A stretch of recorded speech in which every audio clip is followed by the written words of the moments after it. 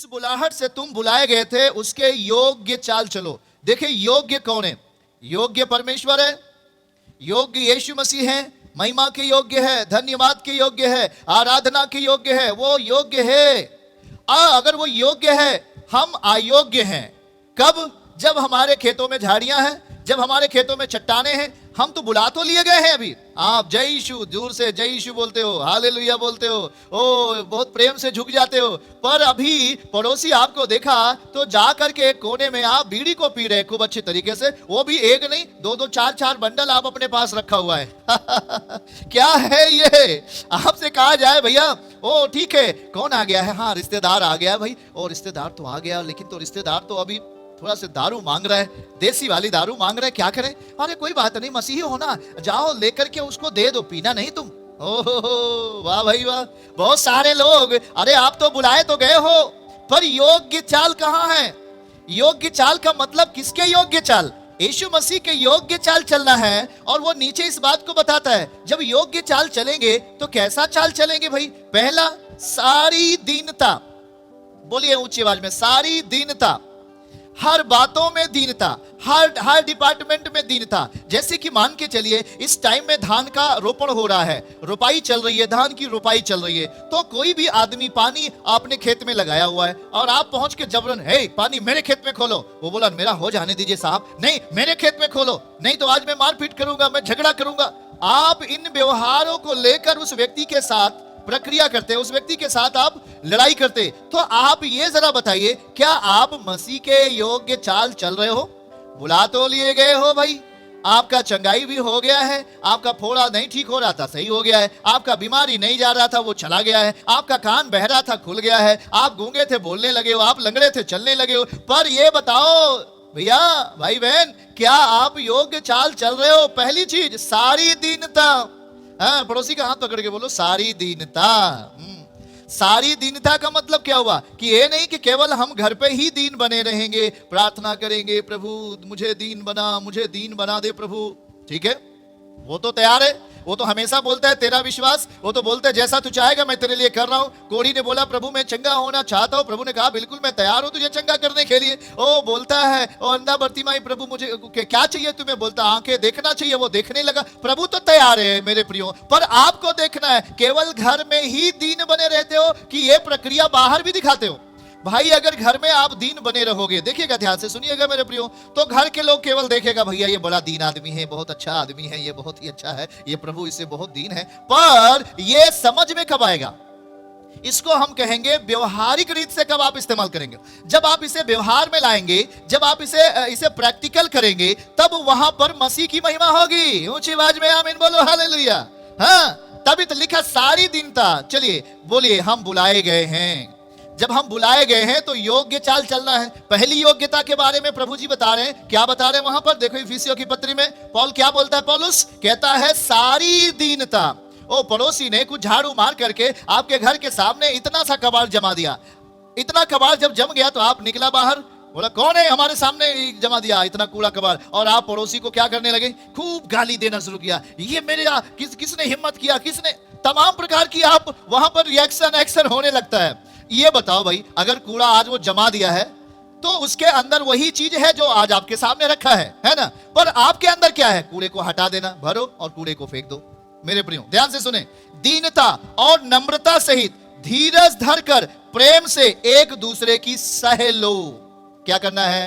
पड़ोसी को बोलो सह लो। हाँ, रोज जय मसीह बोलते थे, अगर एक दिन जय मसीह नहीं बोला तो बिगड़ गया। अरे भैया काहे बिगड़ गया भाई? डेली जय यीशु, हाँ भैया जय मसीह डेली। अगर एक दिन भूल से वो बेचारा नहीं बोला तो आप बिगड़ गया। बोला भैया देखो वो दीदी डेली हमसे जय मसीह बोलती थी, आज हमसे जय मसीह नहीं बोली, बताइए हमने क्या कसूर कर दिया, हमने क्या कर दिया? हाँ, तमाम प्रकार का वहां पर रिएक्शन एक्शन शुरू कर देते हैं आप लोग, और किसी तरीके का उसमें अपना तमाम प्रकार के करवाहट आ जाती है। देखो मेरे प्रियो, हमें क्या तैयार करना है? हमने आपको बताया, हम मसीह की परिपूर्णता, बोलो मसीह की परिपूर्णता। अगर मसीह की परिपूर्णता हमें आ जाएगी तो ध्यान से सुनो, आप जिससे बात करोगे ना उसकी जिंदगी बदल जाएगी। आमीन बोलो, हालेलुया। इस मसीह की परिपूर्णता को पाने के लिए तीसरा पद कहता है मेल के बंधन में। बोलो मेल के बंधन में। भाई अब अभी क्या है मेल का बंधन? बंधन, मेल के बंधन में आत्मा की एकता। एकता शब्द आया है, बहुत हम आज आराम से बोलेंगे आपसे, समझते जाइएगा हमारे साथ मेरे प्रियो।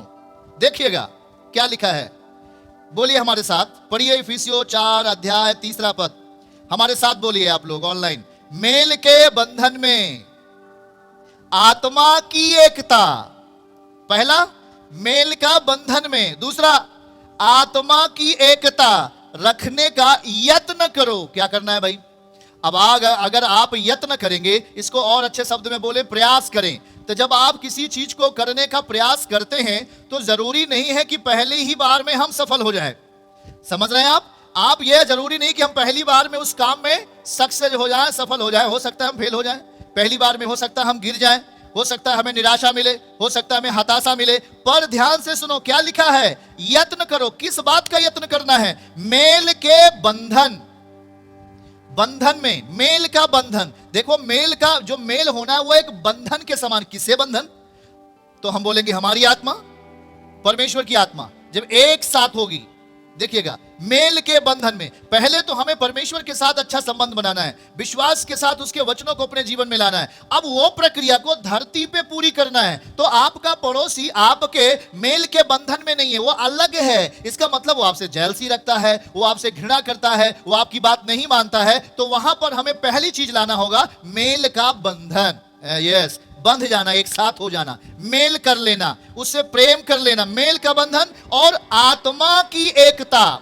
चलिए बोलिए आत्मा की एकता। देखिए जो मेल का बंधन है यह तो एक दिखने वाली चीज के अनुसार प्रकट होगी। क्या समझ रहे हैं? जो मेल का बंधन है वो दिखने वाली चीज के साथ प्रकट होगी। हम लोग दिखाई दे रहे हैं, अच्छा से देख रहे हो आप लोग, अपने पड़ोसी को भी देख रहे हो ना, तो आप मेल के बंधन में कैसे रहोगे?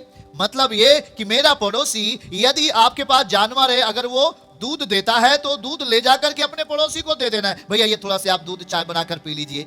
हाँ, क्या दे देंगे? ये मेल का बंधन हम कर रहे हैं। ध्यान से सुने, मेल का बंधन है। यदि पड़ोसी के पास आज खाना नहीं बना है तो यदि हमारे पास बन चुका है तो भैया ले आप थोड़ा सा इसमें से खा सकते हैं और आप दे सकते हो, ये मेल का बंधन है। पर दूसरा चीज लिखा हुआ है आत्मा की एकता। आत्मा की एकता, आत्मा एक हो जाना। किससे किससे? हमारी आत्मा, परमेश्वर की आत्मा, एक हो जाना। आत्मा की एकता रखने का यत्न करना पड़ेगा आपको। और जो यत्न शब्द है इसका मतलब होता है प्रयास करना। तो जो प्रयास की प्रक्रिया है वो क्या संसार की वस्तु लेकर प्रयास करोगे? मतलब कि गंदगी को लेकर प्रयास करोगे? कहने का मतलब नहीं, आत्मा का वचन। बोलिए आत्मा का वचन। देखिए मैं फिर से बोलता हूं, बोलिए मसीह की परिपूर्णता। हम मसीह को अपने अंदर क्या कर रहे हैं? तैयार कर रहे हैं। हम मसीह को अपने अंदर बना रहे हैं, वो उसे तैयार कर रहे हैं मेल के बंधन से और आत्मा की एकता रखने का यत्न करें। ठीक है, चौथी पद में क्या लिखा? चौथा, एक ही देह है। अब हम आप अच्छा समझेंगे, बोलिए एक ही देह है और एक ही आत्मा। जैसे तुम्हें जो बुलाए गए थे, अपने बुलाए जाने से एक ही आशा है कि हे प्रभु आप मुझ में रहें और आपका वचन हम में लगातार पूरा हो। कुछ लोग ये बोलते हैं, ध्यान से सुनो, कुछ लोग बोलते हैं भैया प्रभु जी हम पर बहुत खुश है, ठीक है प्रभु जी आप पर बड़ा खुश है, पर पता पड़ोसी का बेटा आपके द्वार पे आ गया, आपने उसे मार मार के उसे भगा दिया। प्रभु जी आप पर बड़ा खुश है। आप ऐसा बोलते हो? हैं? आप ऐसा बोलते हो भाई? या कोई आदमी आ गया, कोई भिखारी आ गया तो आप उसे धक्का मार करके डांट कर आप अपने द्वार से भगा देते हो और अपने पड़ोसी से बोलते हो प्रभु जी हम पर बहुत फिदा है आजकल, भैया बहुत खुश है। क्या यह सही है?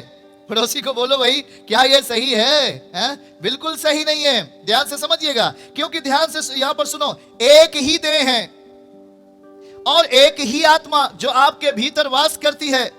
अपने बुलाए जाने से एक ही आशा है। आप आ तो गए हो, प्रभु ने आपको आज बुला तो लिया है अपने पास, पर उस आशा को आपको गंवाना नहीं है। जो आशा आपके पास है वो आशा दिखने वाली औषधि में बदल जाएगा। आप आज आशा रख रहे हो, क्या आशा रख रहे हो? मेरी बेटी का शादी हो जाए, मेरे घर में ये आ जाए, मेरे परिवार में ये आ जाए। पर ध्यान से सुनो, आपको क्या करना पड़ेगा? जिस बुलाहट से आप बुलाए गए हो, मान लो बुलाए गए हो, तो उसके योग्य चाल चलना पड़ेगा। बोलिए योग्य चाल चलें। आप योग्य चाल चलोगे? हाँ, सभी लोग भाई ऑनलाइन जो लोग देख रहे हैं, योग्य चाल चलेंगे आप? अरे योग्य चाल चलो, जिस दिन से योग्यता, प्रभु की योग्यता, हम मनुष्य के पास कोई ऐसी योग्यता नहीं है जब तक परमेश्वर की योग्यता हमें ना जाए। प्रभु की योग्यता जब हमें आ जाती है तो आप क्या कहते हैं कि कोई अगर भूखा है तो उसको बगैर मांगे हम खाना दे देते हैं। ध्यान से सुनिएगा, योग्य चाल चले, अगर वो योग्यता आपके अंदर आती है तो मसीह की परिपूर्णता आप में होने लगती है।